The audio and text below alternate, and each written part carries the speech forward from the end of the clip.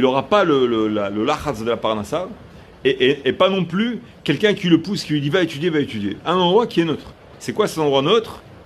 C'est les fêtes et le Shabbat. On n'a pas le droit de travailler Shabbat, mais personne ne te met un revolver sur la tempe en disant va étudier sinon. Donc tu es tranquille. Il y a celui, il se lève de table, il a mangé kol haochel hamin hayab mita. Il est obligé d'aller dormir 2 heures, 3 heures, et vous connaissez le sommeil Begel, vous connaissez Begel?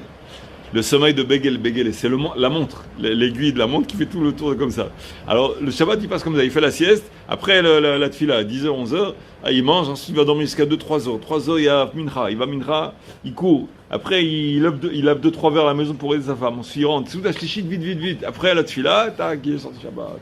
Et le soir, il arrive soir, j'ai travaillé dur, il mange à 6h, il finit 6h30, 7h. Wow, pour une fois je peux dormir. Alors Begel, il dort de 7h30, 8h, 8h30. Jusqu'au matin, il est en retard la tefila le matin. C'est-à-dire il a dormi 11 heures, comme ça. Il se réveille 1 heure avant, mais il se recouche, il va aux toilettes, il se recouche, il se lave la figure, il boit un petit peu de thé, il se gâte un petit peu.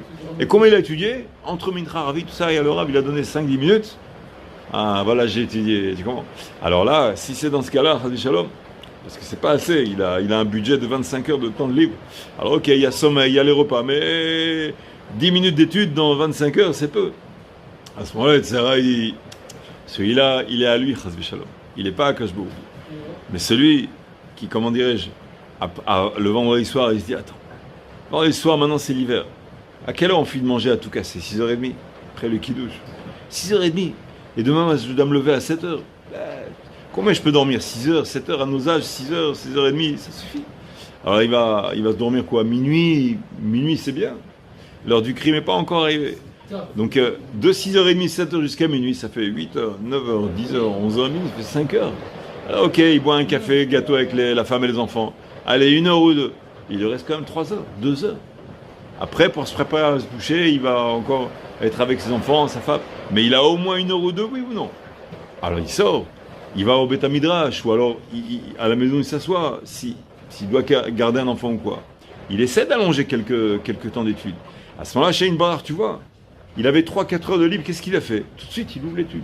Sa femme, elle l'a dérangé, il a aidé sa femme. Il a arrêté, pourquoi? Parce que sa femme l'a dérangé, parce qu'elle avait besoin de lui pour quelque chose. D'accord?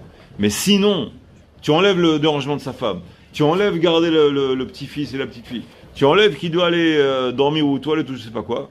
Voilà, il a étudié jusqu'au maximum qu'il peut donner. 3 heures, 4 heures. C'est déjà pas mal. Donc ça veut dire, si je l'avais libéré toute l'année, Hachem il dit au Yitzhara, si je l'avais libéré toute l'année, il étudierait toute l'année.